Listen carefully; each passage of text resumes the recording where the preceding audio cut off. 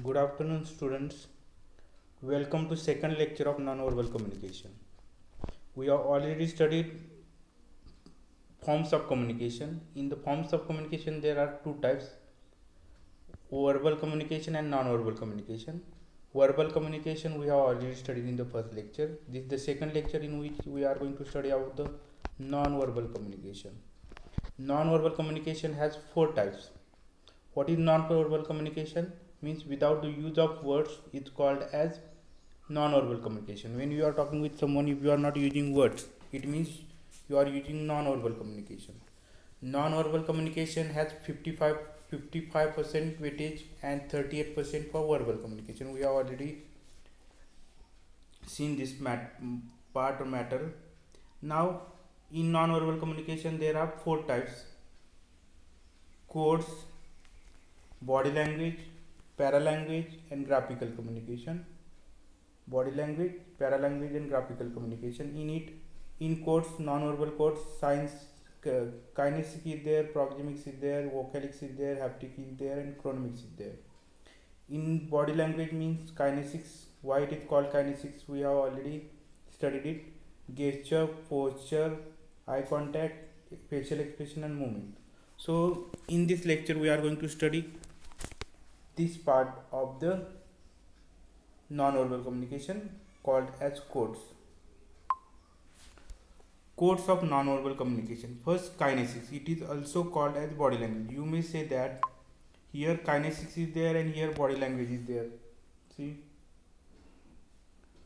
So you may say that at one place it is type of code and another place it is subtype of non-verbal communication. Why it is? Because non-verbal communication has more weightage for body language. In the body language, we have these types of categories, and in kinesics, we are going to just simply look at it, and these things are there in the codes. So difference is there. That difference you will get clear as you go on in this lecture. Now, codes of non-verbal communication. First, kinesics, body language. Kinesics means scientific study of body movements. Scientific study of body movements. Different body movements we use, and according to that we try to express different meaning. First in it, what we have: signs, gestures, postures, movements. So let us see one by one. Signs. Images shows that there are two types of signs. First is ring OK sign. When we use it, we want to appreciate someone for his work, for his excellent performance. And when we want to greet means welcome him for something that is going to be fantastic, like that. So we use signs, different signs, and it comes under the code kinesics. Again, we use thumb up sign. This is here, and it encourages and also show that you should not worry about it. So first signs, two images are showing that ring image is saying it's okay, excellent, and thumb is also showing encouraging and it's okay, excellent. So both we use for appreciation and encouragement. Now next sign. This is the sign related to whole body posture. The shoulder shrug sign. Generally we show this when we have no concern for anything. If something happens and if you ask someone, oh, you cannot take the responsibility of it. By this type of body behavior, you cannot show that why should I take it.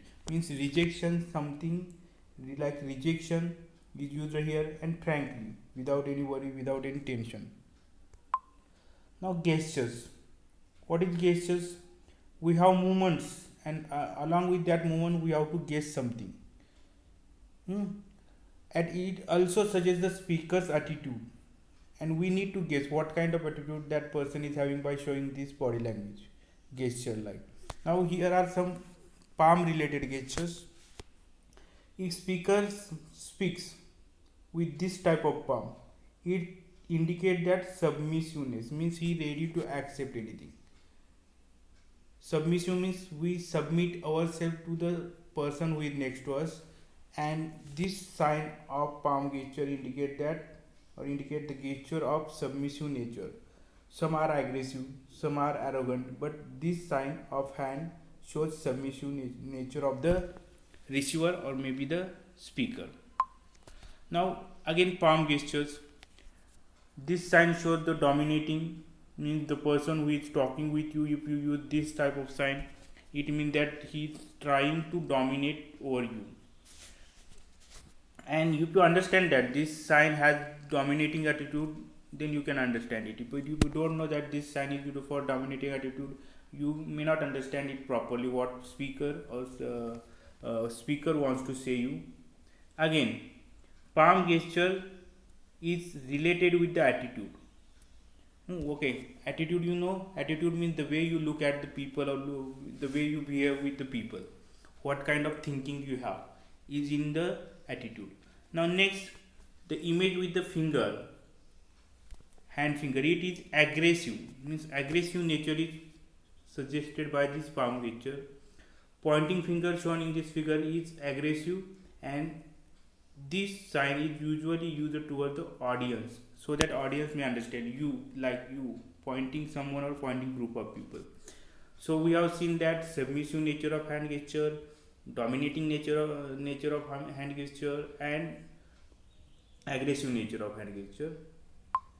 Hand gestures again, see, rubbing hands, it shows that something interesting is there or something is there in the speaker's mind. He or she wants to show you, but with the excitement, or he or she wants to clear that one to you with the excitement.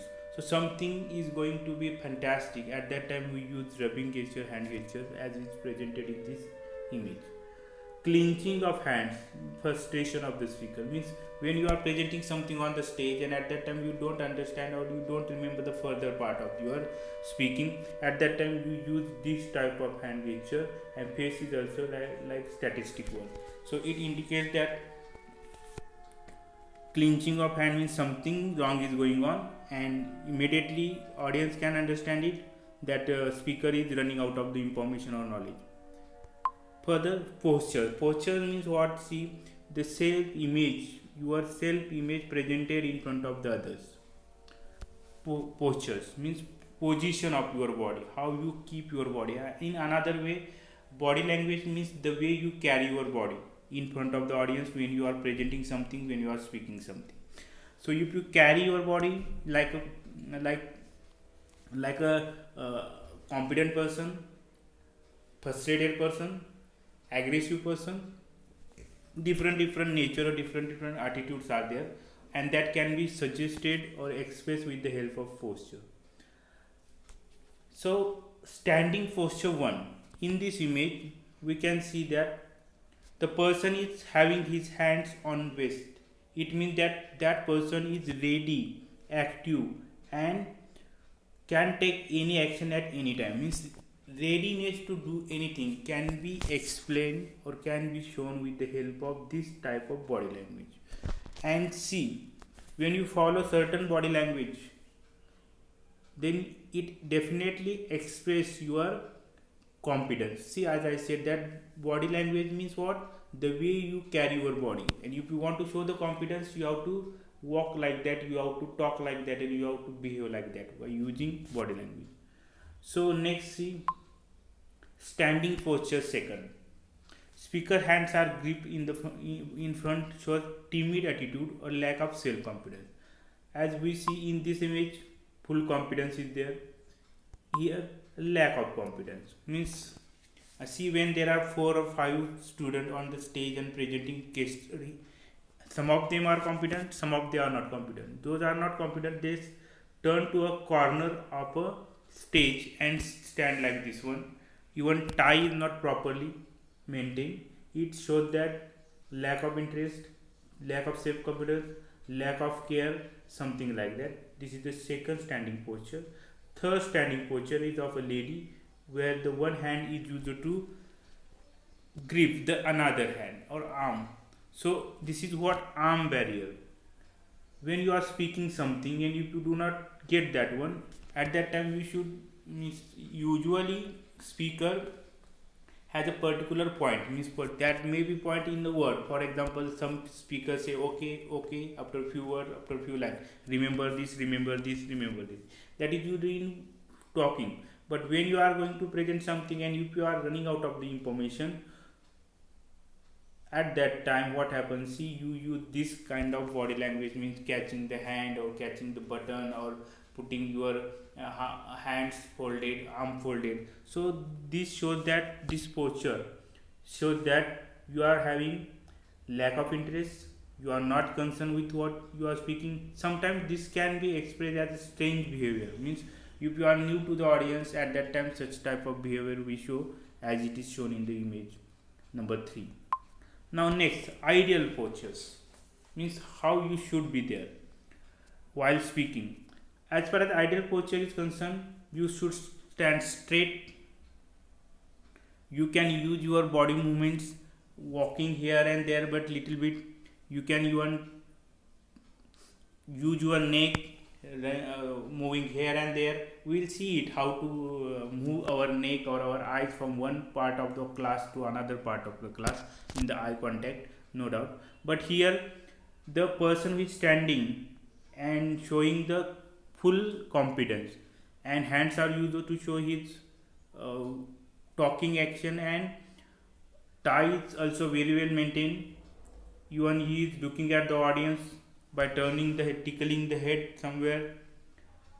So it means open hand gesture, hands are open hand gesture, and open mindedness, concern toward the audience by looking at the audience or turning the head. So I would like to say you that ideal posture, stand straight, use your hands openly, you should wear proper dress code, and look at the audience and move your head with the audience, means whatever, from one corner of class to another, or one corner of audience to another corner of audience. See, speakers should use open hand gestures. Again, relaxed standing position, be relaxed, don't have any tension, don't have any concern for any negative thing. Means you should not bring negative thought, you should show the concern from audience, definitely, but that concern to tell something, that concern to show something, or give information to the audience. So while presenting something or speaking in front of the audience, you should do this ideal posture. Now sitting posture, sitting on a hot seat. Every seat is a hot seat. See, hotness of that seat is not decided by the person who is sitting on that seat, but the designation, weightage or power that seat is having. So seat of Prime Minister of India is hot seat, Chief Minister seat is hot seat, Principal seat is hot seat. Whoever the person goes there and sit, it doesn't matter, but that seat is a hot seat. So how to handle the hot seat is a different part of study. Here we are going to study it as a sitting posture. If you look at this man sitting on a chair, it indicates that such a person who has capture, means he has gripping of his leg with the both hands shown in the image, and though tough minded, or I may say this kind of person we cannot read easily. We need to do the proper study of such behavior, because these are the tricky person, tough minded guys, and we need to spend a lot of time with them to understand their character, understand their behavior. So in this way I may say that this is little bit difficult to understand this person. So if such a person you observe in your meeting, in your surrounding, you should be aware of that person.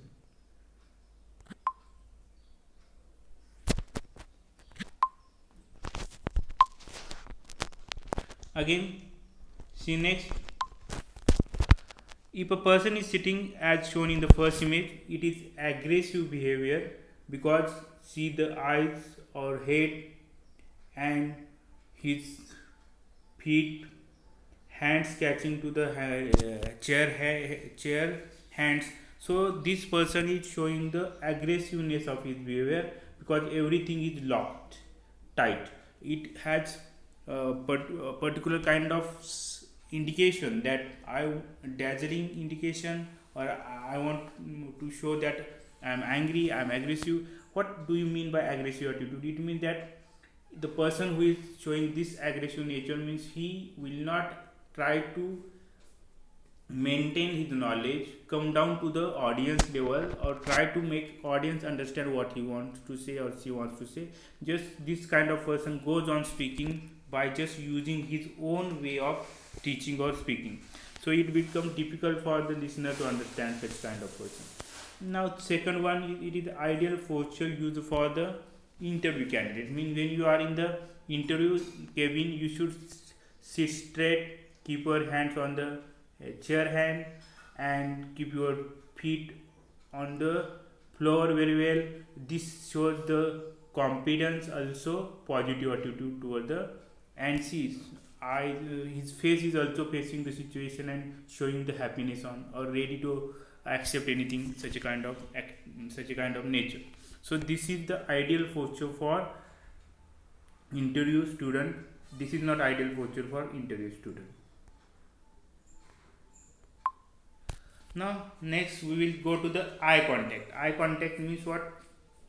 See here, eyes are the windows and windows of the soul.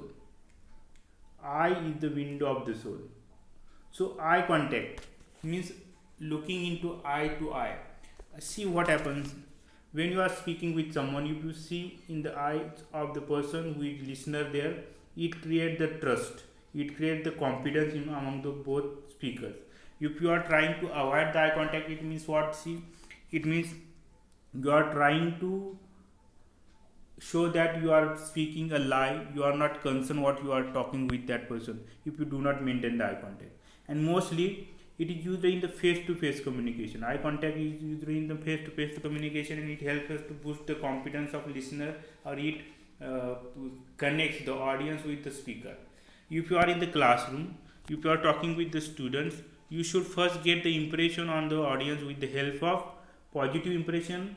If you have the good eye contact, if you don't have good eye contact with the audience, then you will not get the positive impression on the mind of the listener.